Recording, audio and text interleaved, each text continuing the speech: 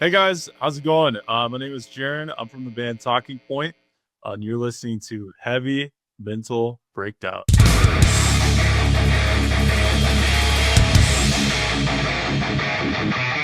All right, before we get into this episode, I wanted to announce that Heavy Mental Breakdown is an official sponsor for the upcoming Brayburns Showcase show that will be out in Denver, Colorado, February 28th. It has bands such as Suicide Cages and Talking Point, who we have on today, with Ironox, D Horn, and Circling Over. Please stay tuned because interviews are coming up with all of these bands and with Brayburns as we lead up to the show. Check out the Rick Ash interview that is currently up with Ironox. And yeah, stay tuned for this one. Jaren, thanks so much for popping on this, man. I really appreciate it. I've heard you've had a busy day. I did, man. Yeah, I was just grinding work all day, running that Grinding. eight. Yeah, grinding. I feel like all of us creatives, we are always grinding, whether it's at work or when we get home from work, or it keeps us up at night because we're just thinking about all our creative madness. I feel like it's always a grind for us, but you kind of have to do that, at this You do, point. yeah. Yeah. Uh, so since I started off with the announcement of the show, why don't you talk just a little bit about the show and how you got connected with Brayburns and just a little bit about, the band and the upcoming event? Yeah. So Brayburn Records was a record label that started in like the '90s, I believe, by a guy named Derek. Super cool guy. That guy rips. He's one of my favorite guys in the whole entire world. And his son had started a band and had asked him to kind of revitalize the label.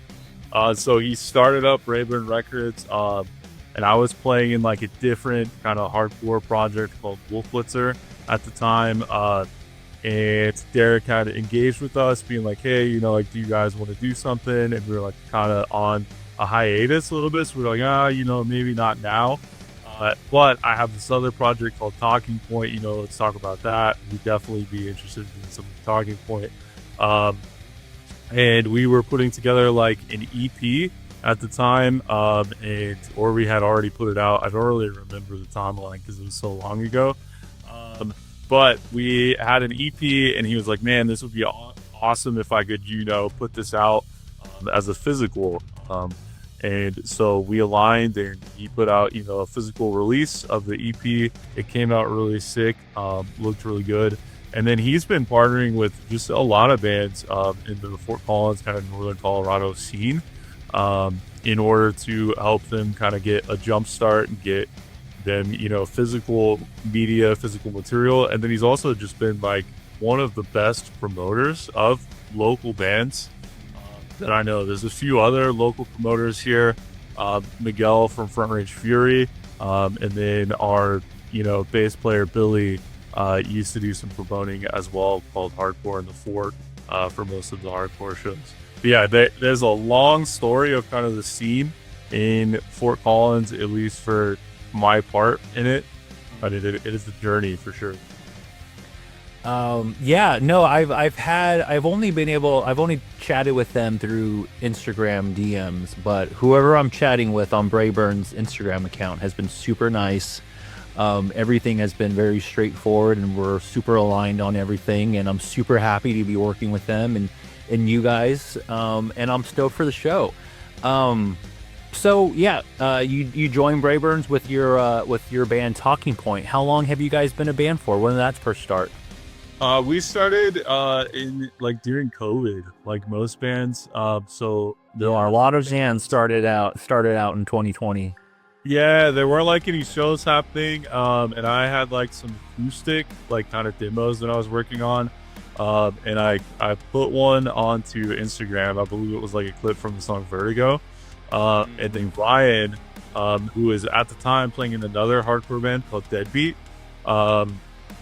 hit me up on Instagram, and he's like, "Hey man, this rips." And I was like, "Okay, sick. Like, let's do something." And so me, Ryan, and Billy got together, and we started working on, just some song ideas that I had, and we were trying to make it sound like the band Balance and Composure. And in the end, it did not end up sounding like that at all, just because of our background and just playing heavy music, and like you have this set trajectory in this path that you want to go down, but often um life does what it does and it turns out Yeah, it does.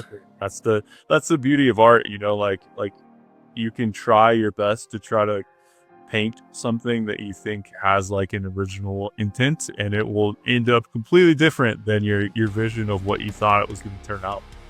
Yeah, I feel that often happens.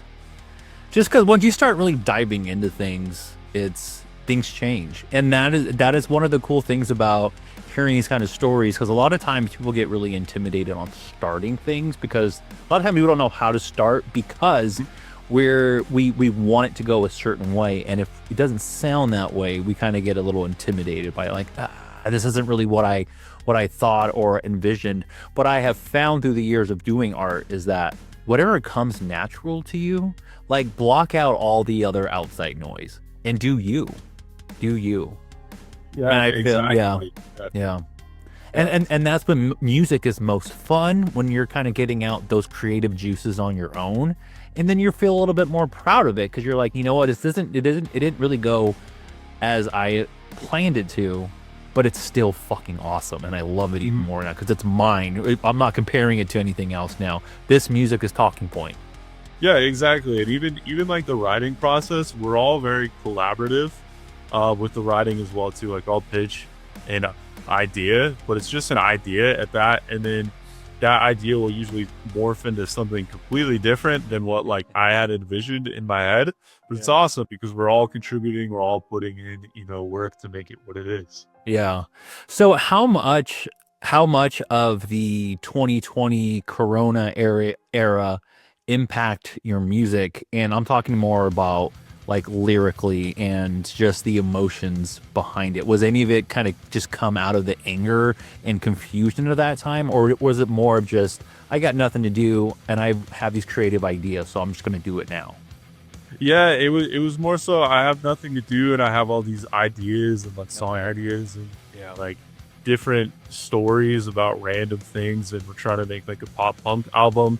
So let me write like the most pop punk lyrics that I can think of. And then that kind of turned into what our EP was. And then on the new stuff, that stuff was more of like me pulling from different personal experiences that I've had like throughout my life, and then just kind of like documenting it and be like, okay, like let me at least like get this out there.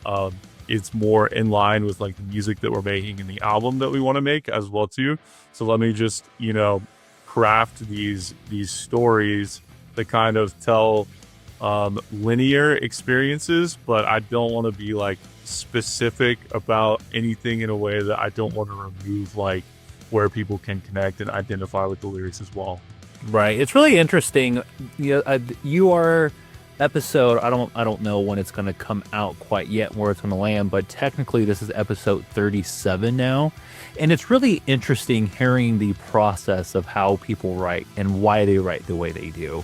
And I like how you just said, I wanted to write it in a way where it's kind of more subjective and people can relate to it more than what it's for. I mean, then besides like the very specific meaning, but I've had bands on here where they're just like, I have a exact point that I need to get across. So these lyrics are going to be extremely blunt and straight to the point because there's something about screaming something. There's just something about when you're angry and you have a topic and bringing out specific quotes or lines or words that just feel good to get out and vent and scream. But then there's also this form of writing where it's kind of left up to interpretation. And I think a lot of us, that's what sparks our interest a lot of times in these breakdowns, because you get to learn a little bit more about where the artist is coming from, mentally, physically, where they were when they did it. And I think it's cool that you write in that way to kind of just leave it up for interpretation. Yeah, like during COVID, I had like lost my job. I got laid off, so I was doing like Grubhub and DoorDash driving and just making a ton of money doing that, which was awesome for what it was. They were making a ton of money during that time. Yeah, that was like the side hustle. Yeah. Was to do Grubhub or DoorDash. And then I landed at like a new job, and I was just kind of figuring things out.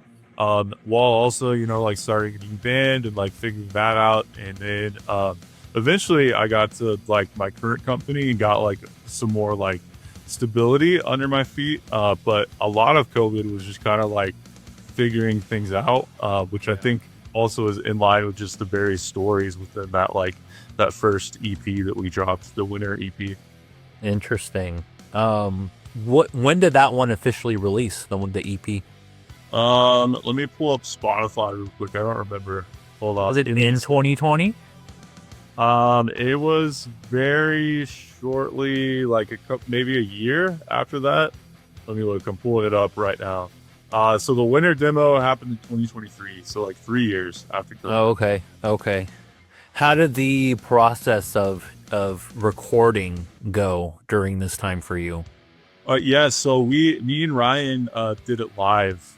So we went to our buddy Dan Granger, who runs a studio out of his house in Denver. And we just like live tracked it after we had like, okay, like we think we want to do like these songs. We're gonna do like these 3 songs and like throw an acoustic one at the end. And then we did that. We did it live to save money because it's expensive to record stuff, and it was just supposed to be a demo. And then we had Billy throw some bass on top of it, and then we just tracked the vocals separately and kind of just like had Dan do like a rough mix slash master on it, and that was it for like the winter EP. Sounds like a pretty simple and fun process. Seemed like a collaborative piece. Yeah, no, it was really fun. And then for the most recent release that we just dropped, the beautiful things that Cold brings. I love that title, by the way. Oh, thanks, man. That one was like it took us a long time because we wanted to get the vibe and the aesthetic and the sound just right, like all the tone and all the drum parts and everything. We wanted to be like really particular. Like, okay, we're gonna put out an actual album now, and make it like a cohesive thing. Let's do our due diligence. Like, we put out the EP just to see if we got any traction. And like, yeah, people like what we're doing. So now let's like double down on it. So why name the album "The Beautiful Things the Cold Brings"? I know you're in a cold state of Colorado, but why that name? Yeah, so it's a line from one of the songs called "Time," and it says "Plant flowers in the spring." Hold on, let me pull up the lyrics real quick so I don't misquote myself.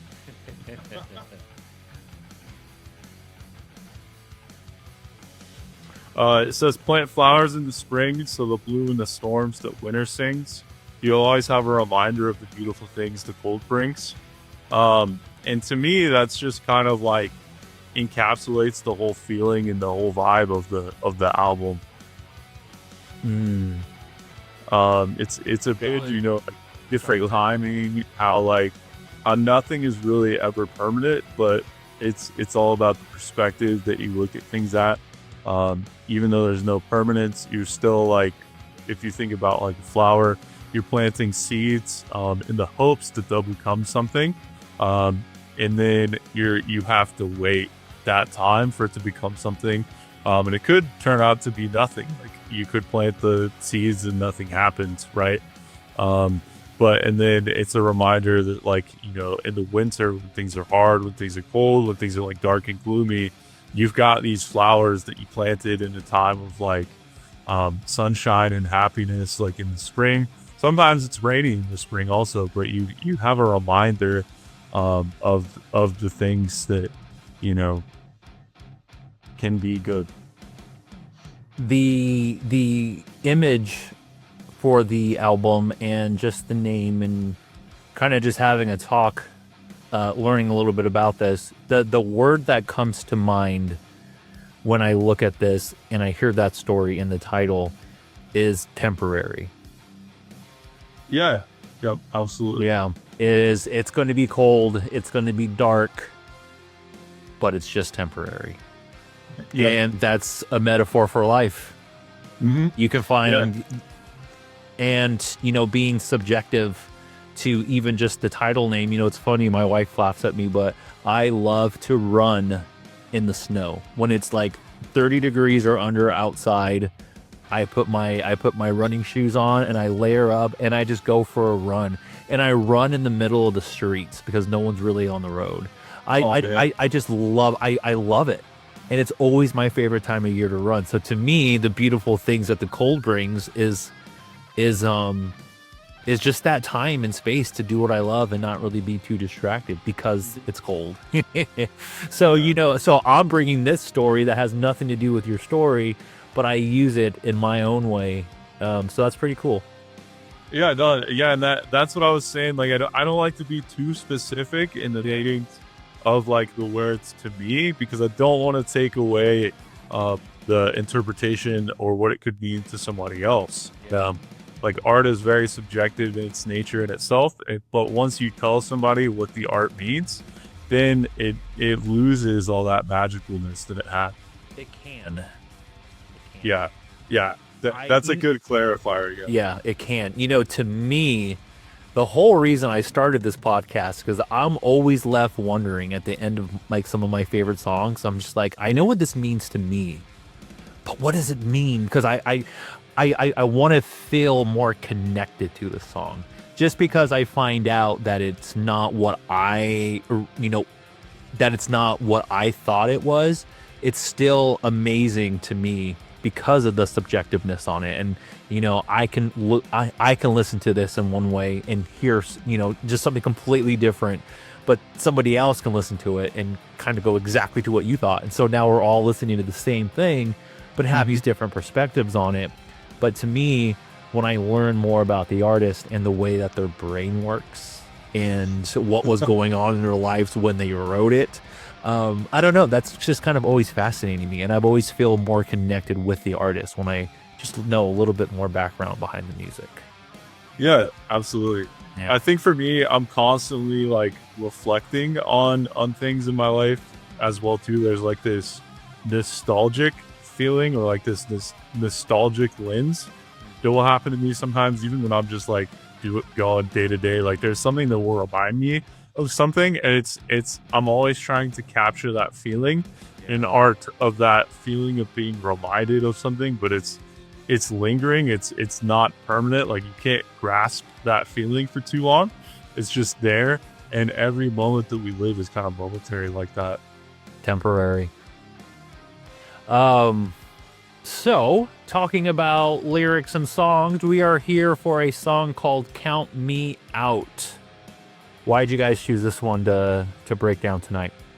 For me, it's the one that I can most easily like describe the lyrics without, like giving away the secret magic too much, so to speak. It's a little bit self-explanatory on what it's about, and I think there's only a couple lines there that are kind of like interpretive, but for the most part it's kind of a cohesive, I can agree with this line being about this thing.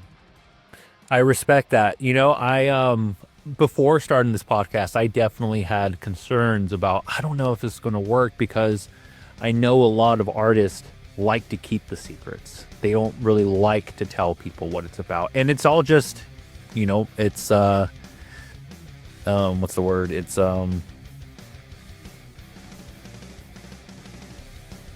don't know. I totally lost it. Anyway, I'm gonna start that over again. See, that's what I'm talking about. It's not live.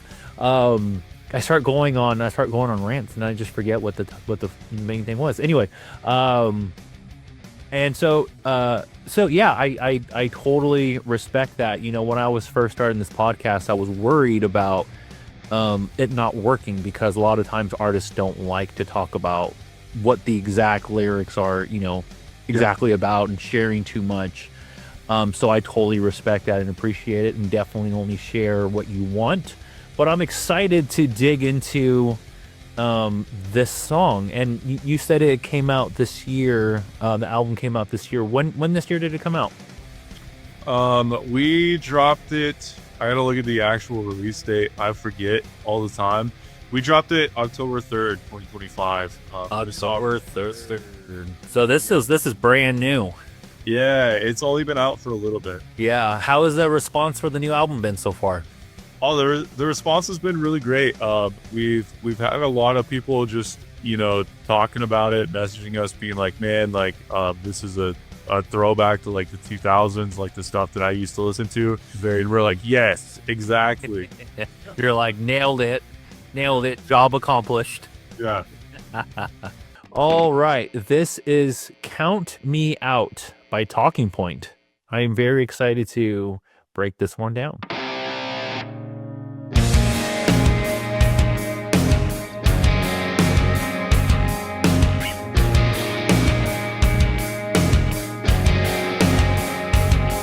Not dead yet, just picking up the pieces. It's like every day is always the same. I just wanna sleep in. I'm not dead yet, just picking up my feet. And to death is bringing tastes, and tell her I've got some other days to keep. Cutting time, just question mark. Here we go, through dark. Would I disappear? I'm the ghost that haunts me the most.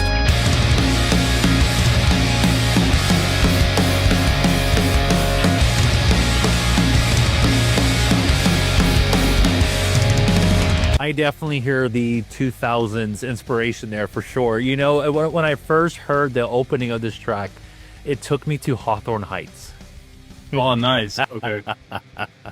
I don't know why, it just had a vibe and it took me there. Out of all the 2000s rock that I can think of, that's where it took me. So I don't know. Yeah, we were trying to catch that like kind of brand new like yeah, I hear it. Bass line kind of vibe too. There's a lot of lyrics here already that hit me really hard. But I'm gonna read them yet. I'm not dead yet, just picking up the pieces. It's like every day, it's always the same. I just want to sleep in. I'm not dead yet, still picking up my feet. If death is bringing daisies, then tell her I've got some other dates to keep. The line that sticks with me the most is, I just want to sleep in. I think just saying that, people get it. Just that line alone. Especially during the winter and when the cold is here, it's like you just want to, for one, you just want to sleep in and lay in bed because it's warm and it's cold outside. But also, that can definitely touch on depression and just not wanting to get out and be part of this world and just stay isolated in your own little space. What is this first couple of lines mean to you? Yeah, so this one is like, I'm not dead yet.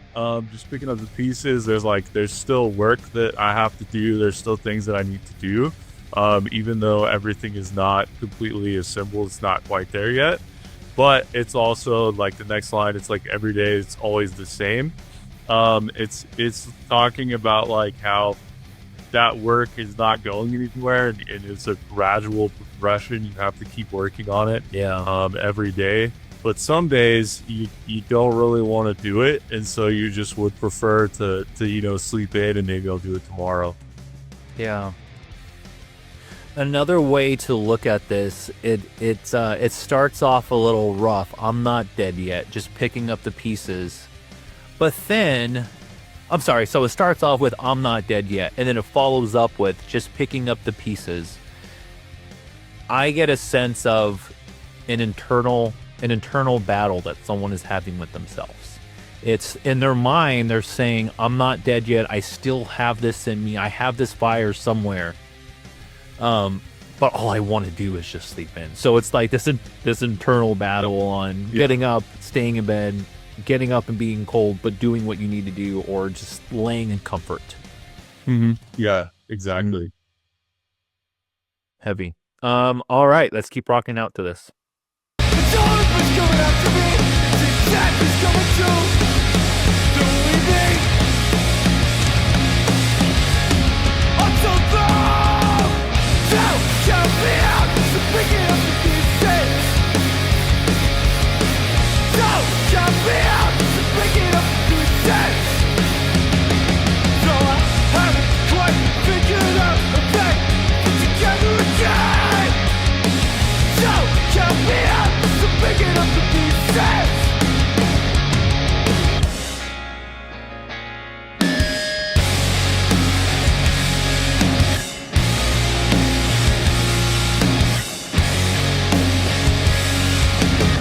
Has When We Were Young Fest reached out to you guys yet? Because if not, we need to tell them that there's another band that will go good on that lineup.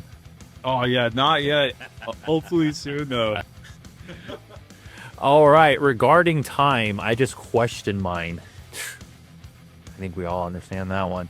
Where do we go when we die? We all question that. Is death a friend to find, or will I disappear? The answer is unknown. I'm the ghost that haunts me the most. So if I am a ghost, and we're kind of just all ghosts, I'm the one who's doing this to myself. It's me, and that's why that you're the ghost that haunts you the most. I know the Reaper's coming after me, and he's after all of us at some point. And if death is coming too, when we meet, I'll tell him, don't count me out. Okay, so are you telling death to not count you out? Because you're alive and thriving. Yep, yeah, exactly. It's pretty much, so if you go to like the first line where we talk about death, it's if death is bringing daisies, then tell her I've got some other dates to keep. It's that kind of play on words, like, oh, like I'm not pushing up daisies yet, and so if you're bringing daisies to try to like take me out, like I'm not ready to go. And there's so many play on words there as well. Yeah. I like that line a lot. Yeah, I think what line I like the most out of this new section that I just read is I'm the ghost that haunts me the most. Regarding time, I just question mine. Where do we go when we die? Yeah, I feel like this is a very relatable track, and it's kind of like you said, straight to the point. I feel like some of these lyrics can kind of just be straight to the point, where we just fully understand what you're talking about or what you're going through. Like I said, when I was listening to this, I'm just like, yep. Regarding time, I question mine. I am a victim of that. Where do we go when we die? I am constantly questioning that. Yeah, I feel like it's a really relatable song to most, I think. Yeah, and I think when we get to like the end of things, not necessarily just like life, but like the end of like a section of life, and you're kind of reestablishing, who am I, like who am I, and what am I doing, and what do I look like now in this phase of my life. It's a lot of that as well too. Like is death a friend to find, or will I disappear? Like is the person who I was before and after still gonna be the same, or am I gonna be different, or am I gonna meet myself at some point and be like, oh yeah, nice to meet you, I remember who you are, but I'm a different entity now, right? Yeah. I felt that one when you said it. I feel like in my life, I have chapters. I'm like, okay, that was my life up until that point. And then this thing happened in my life, and that's a separate chapter. And I like to go back now and just like look at who that person was then. Mm-hmm. And I try to remember the good of that person to keep with me today, but I don't want to still be that person. So we're all constantly evolving. And like we said earlier, life just happens, and it's like, okay, this is where I'm at right now. Mm-hmm. And the thing I like about this song is that it holds accountability. It's regarding time. I question mine. Where do we go when we die? Is death a friend to find, or will I disappear? I'm not dead yet, still picking up the pieces. I just want to sleep in. So it sounds very personal, in a place of just kind of accepting where you are in this moment, but knowing that it's temporary and that it'll pass. Mm-hmm. Yeah. And just like the different seasons and the different phases that in life, each one of those is a ghost. Yeah. And we carry with us, right? And it's not necessarily that I am the ghost, but in a sense I am, in another sense I'm not.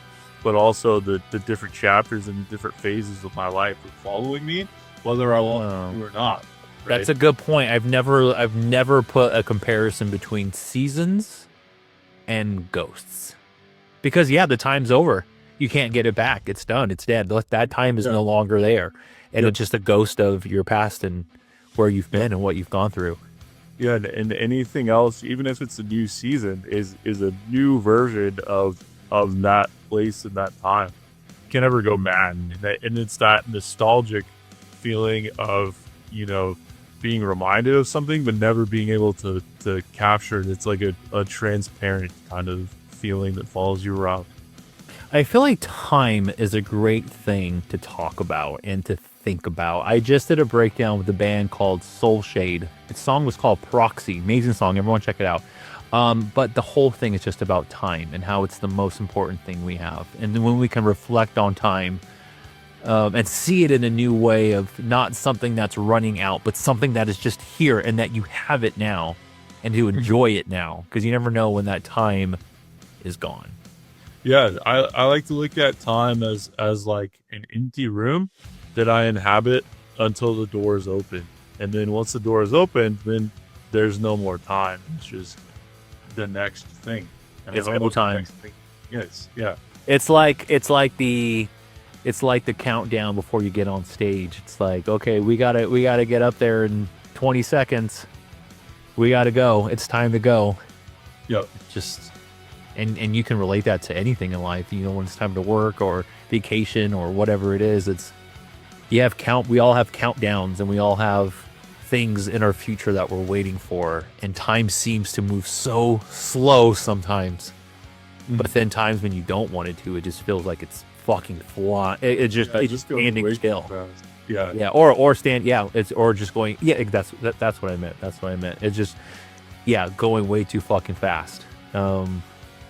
Anyway, heavy lyrics. Let's keep listening. We're getting tired, what you find, we're doing going, we die. Instead of friendly bonds, the world disappear. I'm the ghost that haunts me the most.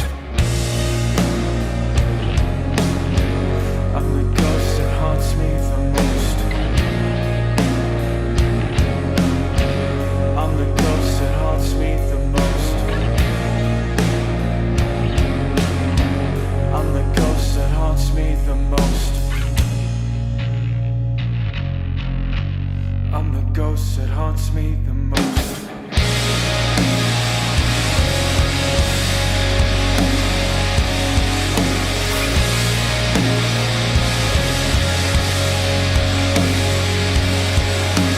On and on it goes. I'm the ghost that haunts me the most. This feeling's like a drug. On and on it goes. This feeling's like a drug.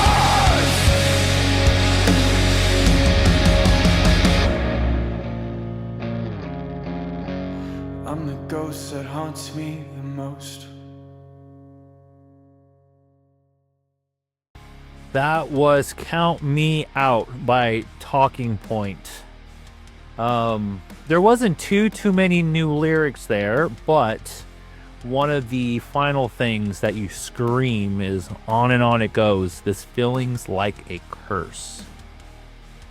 Because he just feels like it's just a repeating pattern that just cycles over and over and over again, like a season. Yep. Yeah, exactly. Yeah, it's just iterative, and then it's just some ghosts, right? Yeah. Why is time important for you? Why is that something that you felt like you needed to write about and put out there in the universe?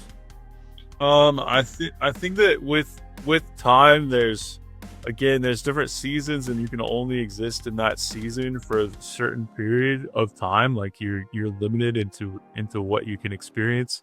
And I think that a lot of times we don't value when we're in specific seasons, and we don't value the things that we're allowed to be a part of for like the durations that we're a part of it. And then someday those things end, and sometimes they end abruptly, and you don't know when the next season is gonna come. It will come eventually. We don't know if it'll look the same as it was, right? And that's kind of that on and on it goes. It just keeps repeating, and then the cycle is is kind of like a curse, because it's not like any of us asked for that to happen, but it happens to all of us, and we're kind of burdened with it. Sometimes it's a good thing, sometimes it's a bad thing, and it is what it is, right? And it just keeps going and going and going. Curse is an interesting word because a lot of times, speaking from experience, there's things that in my life happen and I just question, why is this happening right now? Why did this just happen to me? Why am I going through this? And then I look back on it, I don't know, 6 months, a year later, and there's been quite a few of the things that I thought was a curse, but then I look back on it and I think, damn, am I happy that happened? That needed to happen to me. Yep. Yeah, no, I mean, like, if I had no, like, lost my job, which at the time during COVID, I was like, this is a horrible thing to happen. And like, is the world ending? Like, what is happening? How am I going to recover from this? And like, essentially having everything, like taken out from under you. And I know it happened to a lot of people. And it's like, okay, like, how do we survive and how do we keep moving? COVID was like a scary thing for a lot of people, and a lot of people lost loved ones and things like that are very sad. But it's just like, man, like if that hadn't have happened, I wouldn't be where I am today. And so it's, to me, a curse is just something that's inescapable, that you can't escape from. It's something that is put onto you, whether you want it or not. It's not something that you wished for. Because when we think about curses in most sense, it's not like a wish that we wanted that was granted. It's something that was placed upon us, like a heavy jacket or something, and it's something that we have to wear.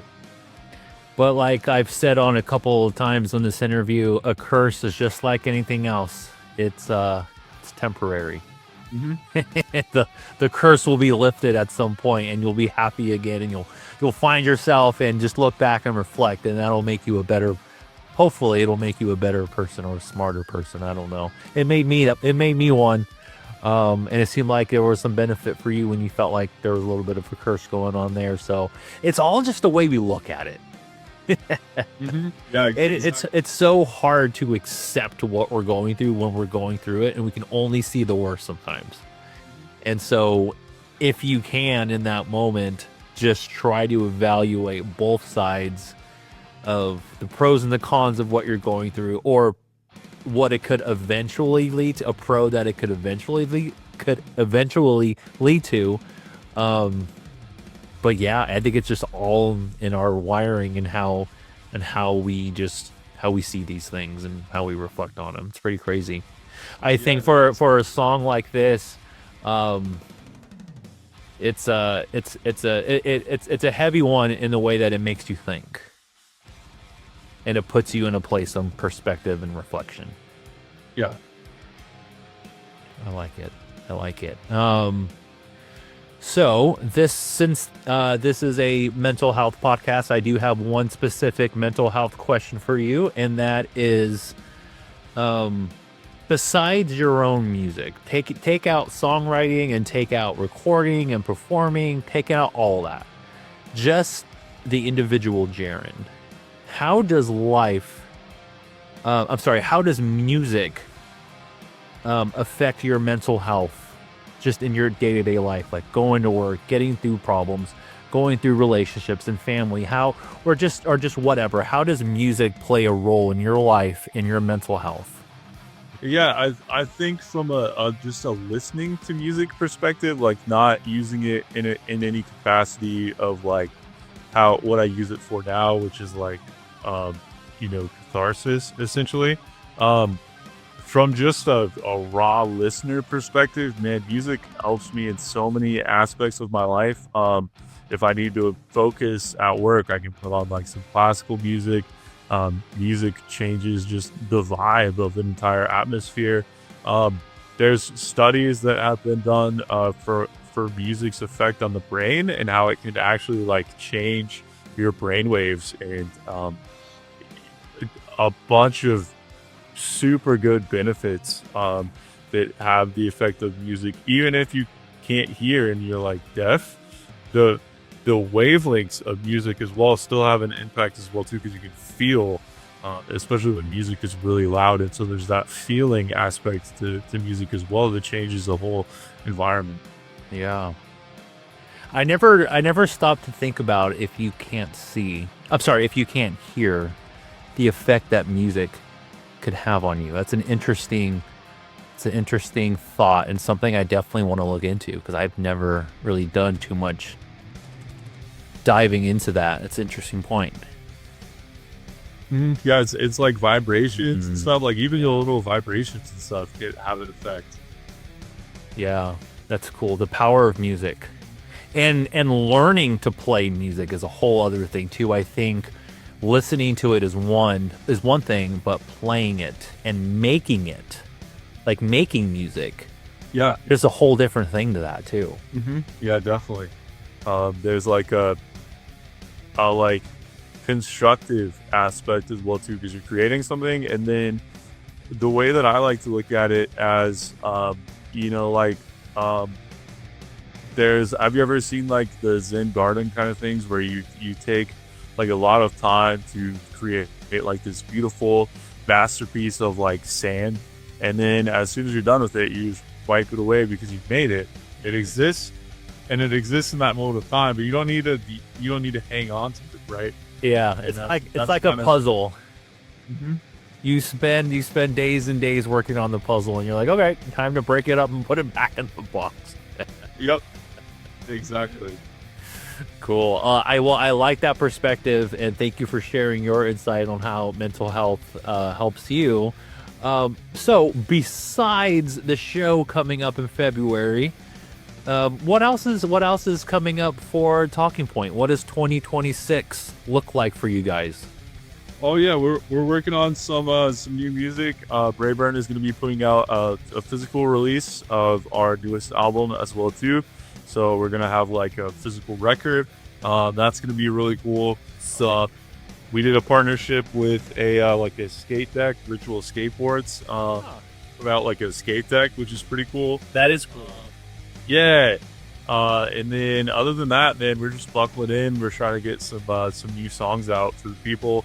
Hopefully, go hit the studio for a little bit, get some singles out. Cool, man. Well, where is the best place if somebody said, hey, Jaren, I want to listen to your music, I want to find out about you guys? Where do I go? Where do you send them? Yeah, if you're on Spotify, we're Talking X Point on Spotify. We're on Apple Music, same thing, Talking X Point. Shout out to all my fellow Apple Music users. I think we're on Tidal. Yeah, we're on Tidal also. If you want to give us more money for streams, we appreciate it. And then we're everywhere. So just Talking X Point on all the social medias, Instagram. We've got a Facebook if you're old and want to enjoy us also. If you are in your 40s or up, we're also on Facebook. And if you're a little older than that, we're also on MySpace. Yeah, MySpace. Just kidding. I don't think they're on MySpace. Don't go looking for them there. Cool, man. Well, I am excited. Hopefully I get to meet you guys and see you live at the end of February. Like I was saying, I don't 100% know if I'll be there in person. I might be in Tokyo. But if not, I'm sending one of us out there, and we're going to go watch you guys live and film it and help promote it. And I'm stoked to do this collab with you guys, and hopefully we can do this again at some point.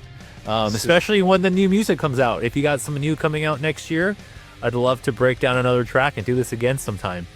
Oh yeah, absolutely, man. We'll do a more obscure one next time.